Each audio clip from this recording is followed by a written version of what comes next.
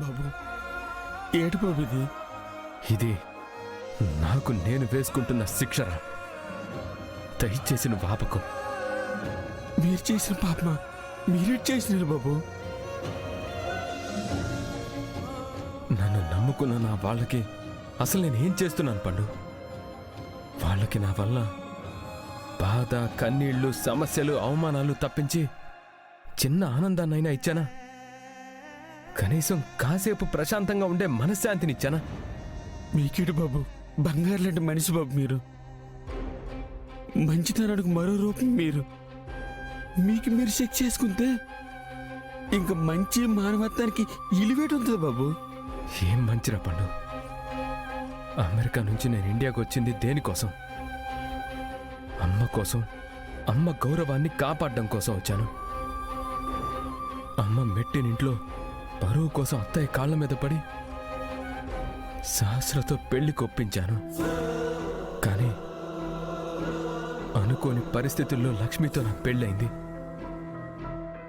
కుటుంబం కోసం, అమ్మ కోసం తప్పైన సహస్ర మెడలో బలవంతంగా తాళి కట్టానురా.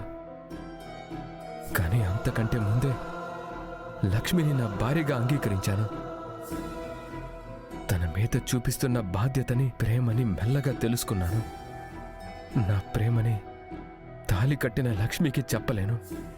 మా బంధాన్ని, నన్నెంతో ప్రేమగా చూసుకునే మా అమ్మకు కూడా నేను చెప్పలేనురా. అసలు ఇష్టం లేని సహస్రకి తనన్నటికీ నా భార్య అవ్వలేదని కూడా నేను చెప్పలేను.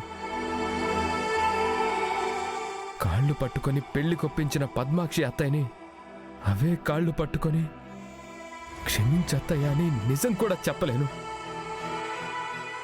ఇంతమందికి సమాధానం చెప్పలేక, ఇంతమంది బాధలకి, ఇన్ని సమస్యలకి, ఇన్ని గొడవలకి కారణమై,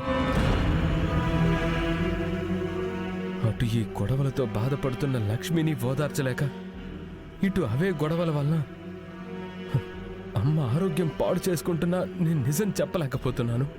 నాలో నీకు మంచివాడు ఎలా కనిపిస్తున్నారా పండు? అలా మాట్లాడకండి బాబు. ఈ ముడ్లన్నీ వేసింది ఆ పైవాడు. స్విచ్ ఏదైనా వేయాలనుకుంటే ఆ పైవాడికి వేయాలి. అంతేగాని మిమ్మల్ని మీరు ఇలా గాయపరుచుకోవడం ఏం బాగోలేదు బాబు. ఈ నొప్పి కంటే ఈ నొప్పి ఎక్కువగా ఉంది పండు. ఈ ఎంటైర్ కథలో ఎప్పుడు నా స్వార్థమే నెగ్గిందిరా. లక్ష్మికి నా మనసులో స్థానం ఇచ్చాను, కానీ